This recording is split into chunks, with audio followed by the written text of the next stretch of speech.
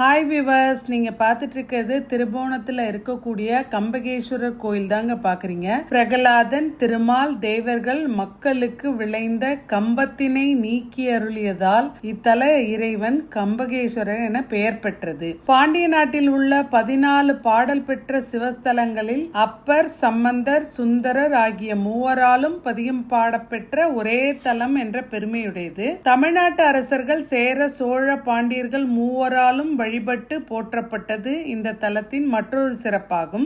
ஸ்ரீ நரசிம்ம அவதாரம் எடுத்து இரணியனை வதம் செய்தார். ஆனாலும் அவரின் உக்கிரம் தணியவில்லை. அப்படி கடும் உக்கிரத்துடன் இருந்தவரை சாந்தப்படுத்துவதற்காக சிவபெருமான் ஸ்ரீ சரபேஸ்வரராக திருவுருவம் கொண்டு உக்கிரத்தை அடக்கினார். இந்த தலத்தில் ஸ்ரீ சரபேஸ்வரருக்கு தனி சன்னதி உள்ளது.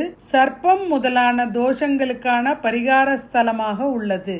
எல்லோரும் சென்று பலன் பெறுவோம். வணக்கம்.